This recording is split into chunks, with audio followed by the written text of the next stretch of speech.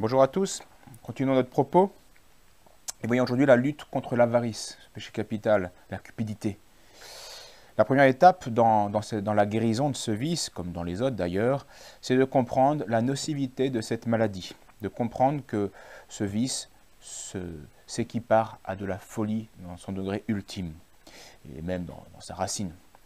Tant qu'on n'a pas compris l'horreur d'un vice et des maux incalculables qu'il engendre, on n'est pas prêt à faire l'effort pour le combattre. Et pour comprendre que c'est folie, il faut comprendre, quant à l'avarice, quant à la cupidité, il faut comprendre le néant des choses matérielles.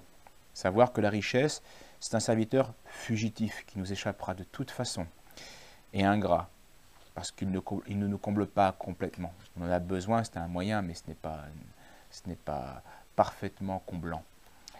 Et donc il va plonger les possesseurs, il plonge, cette cupidité plonge les possesseurs des biens dans une multitude de maux qu'on avait évoqués quand on avait vu cette maladie.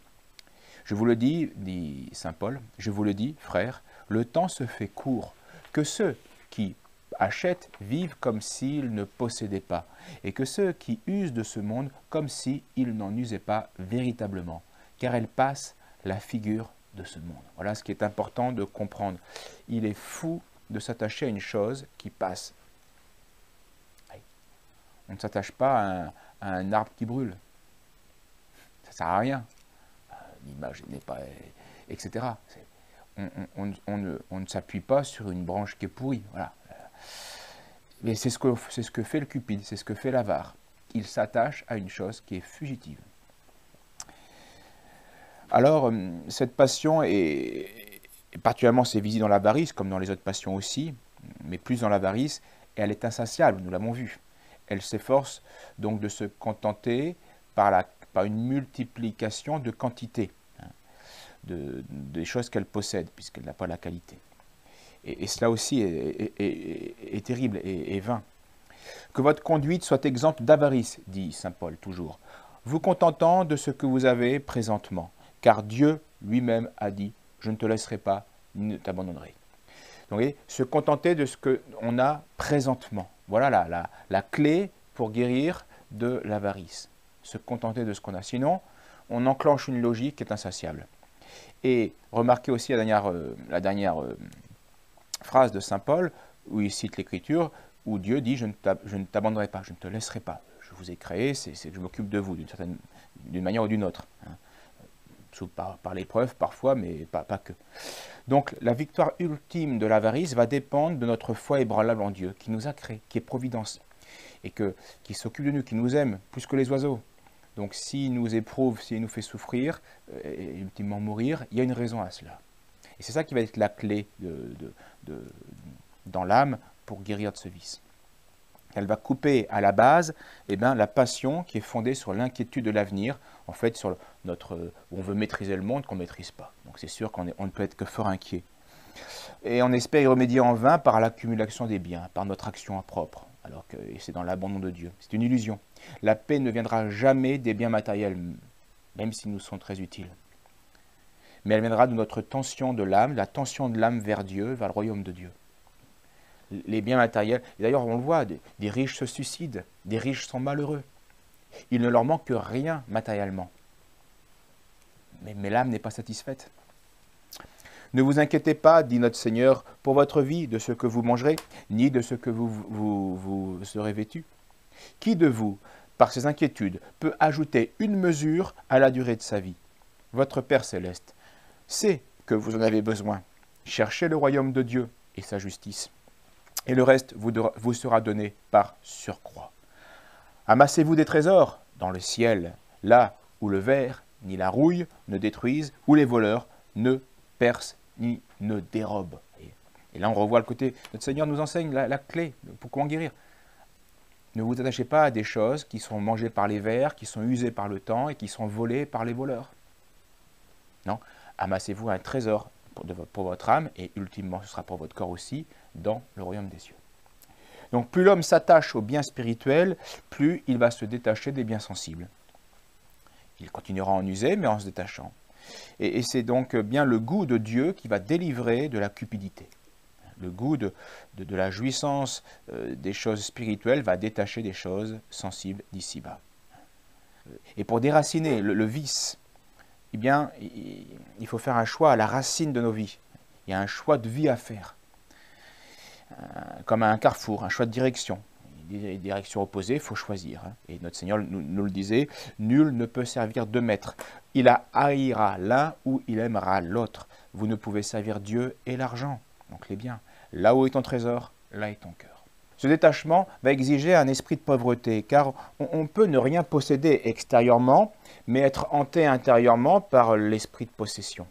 Et inversement, on peut avoir, sans rien posséder, être attaché à des biens qu'on n'a pas.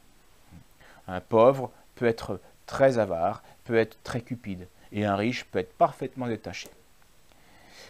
Donc cet esprit de non-possession, d'esprit de pauvreté, est nécessaire à la perfection, qu'on ait beaucoup de biens ou pas beaucoup. Et cela demande un abandon, une soumission, un abandon de tout souci à Dieu, une soumission à sa volonté, et ainsi acceptation et libération des inquiétudes de la vie. Si tu veux être parfait, dit Jésus, vends tout ce que tu possèdes et suis-moi. Donne-le aux pauvres et suis-moi. Alors, vends tout, bon, ça c'est ceux qui se consacrent ultimement à Dieu par les trois vœux, mais sans aller jusqu'à ce degré de perfection, qui n'est pas possible bien sûr pour tous. Un père de famille ne peut pas vendre tout, il a d'autres charges, mais on peut le faire spirituellement, oui. Détache-toi de tout, use de tout comme je te le donne. Et il pourra, à ce moment-là, le père de famille détaché pratiquera de manière tout aussi héroïque la vertu de pauvreté que le moine qui n'a plus rien matériellement. Si tu veux guérir, donc, détache-toi, disent les pères. Non seulement pour retrouver eh bien, notre liberté intérieure, mais aussi pour l'utilité du prochain. C'est une nécessité. Surtout le prochain qui est dans le besoin. Le Christ et les apôtres ont recommandé très souvent, de nombreuses fois, la pratique de l'aumône. Que celui qui a deux tuniques, dit notre Seigneur, eh bien, en donne une à celui qui n'en a point. Et l'aumône, pour être parfaite, eh bien, doit être spirituelle avant d'être matérielle. Et ceci, on l'avait déjà vu, on l'avait vu à propos de la tempérance sur la gourmandise, à propos de la chasteté au sujet de la luxure. Et on le revoit aussi, l'aumône par rapport à l'avarice. L'aumône doit être d'abord spirituelle. Elle ne doit pas être uniquement matérielle. Ce n'est pas la matière qui en fait la vertu, c'est les intentions, c'est l'âme. Donc il faut, pour que l'aumône soit vertueuse, il faut que dans l'âme, il y ait de la pitié, il y ait de la piété aussi, de la compassion, un vrai don de soi, une vraie charité. Car le Seigneur, en toute chose, dit saint Jean Chrysostome, ne considère pas seulement l'action, mais il discerne la volonté, l'intention. Ainsi, la vertu de l'aumône ne consiste pas seulement à donner, dit toujours saint Jean Chrysostome, mais à donner de la manière et pour la fin que Dieu nous commande. Vous voyez, c'est très important ça. J'ai donné à un pauvre. Ça ne suffit pas pour que l'acte soit parfait. Et peut-être même qu'il est vicié si je le fais parce qu'on me regardait et que je suis heureux de montrer que moi je suis ceci, cela. Ben, l'aumône, tant mieux, le pauvre en a profité, mais l'aumône ne vaut rien aux yeux de Dieu. Donc, et saint Paul précise, donner avec joie, comment il faut donner, comment est-ce que Dieu veut qu'on donne. Eh bien, saint Paul nous l'apprend, sans calcul, sans tristesse, ni contrainte, de bon cœur, et avec joie.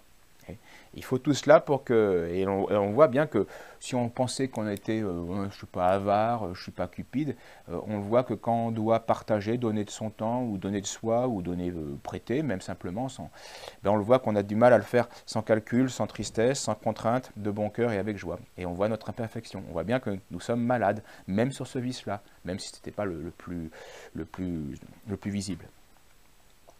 Pour saint Jean Chrysostome, toujours, eh bien, l'aumône consiste dans la joie de donner. C'est l'allégresse de la charité qui s'épanche, dit-il. Si quelqu'un possède les biens de ce monde, dit saint Jacques, l'apôtre, et que voyant son frère dans le besoin, il lui ferme ses entrailles, comment l'amour de Dieu demeure-t-il en lui? Fermer ses entrailles, c'est-à-dire il manque cette qualité principale de l'aumône. Il n'y aura pas d'aumône là, et puis en plus, l'âme n'est pas généreuse. Donc cette charité, cet amour du prochain, par amour de Dieu, eh bien, méritera, si on le fait, si on guérit, eh bien, la vie éternelle, une récompense divine. Et là, on le voit, comment on l'avait dit en introduction, la guérison conduit à la déification. Notre Seigneur le dit explicitement, « Toutes les fois que vous l'aurez fait à l'un de ces plus petits de mes frères, c'est à moi que vous l'avez fait. » On fait du bien à Dieu, on imite Dieu, on se divinise en imitant les mœurs divines, les mœurs de la bonté divine. Donc lorsque Saint Jean Chrysostome, toujours qui a été vraiment un des pères de l'Église, qui allait vraiment le plus prêcher sur l'aumône, il prêchait à Antioche et à Constantinople, donc des villes assez riches, c'était Byzance, la future Byzance. Lors donc que nous donnons à un pauvre, dit Saint Jean Chrysostome, donnons-lui l'aumône comme à Jésus-Christ. Donc ça se fonde sur, bien sûr, l'évangile que nous venons de citer. Attention, il dit bien un pauvre, hein, ce n'est pas un envahisseur, il ne faut pas se faire berner, ce n'est pas un profiteur qu'il faut donner, ce n'est pas un clandestin non plus, etc. Faisons les applications et regardons le bon sens. La nature ne détruit pas la nature. Et un profiteur, ce n'est pas un pauvre, ce n'est pas à lui qu'il faut donner. Bon, si on se fait tromper, mais ayons du discernement. Mais en tout cas, quand on donne à un pauvre, c'est à Jésus-Christ qu'on donne. En tout cas, ça doit être notre intention. Et donc la possession, on l'a vu, donc, quand on avait vu ce vice, de l'avarice divise les hommes, tandis que l'aumône va partager et unifier les hommes, va non seulement sociabiliser, humaniser, et au final, grâce au Christ, diviniser les hommes. Donc en la pratiquant, on efface ses péchés, parce qu'on imite Dieu, dont le propre est d'être miséricordieux. D'être miséricordieux. À ce point que, ici-bas, il ne donnera pas son royaume, bien sûr, pour posséder le royaume de Dieu, il faut aimer Dieu, donc les méchants qui n'aiment pas Dieu ne l'auront pas. Mais les méchants ont même droit à l'air, au soleil et aux bienfaits naturels. Alors voilà la voie pour guérir. Il faut pratiquer l'aumône et mettre de la bonté dans son cœur. Et c'est ainsi qu'on guérira de ce vice, de la cupidité, de l'avarice. Voilà, la prochaine fois nous verrons la colère, un vice très, très fréquent et très violent. Merci bien et à bientôt.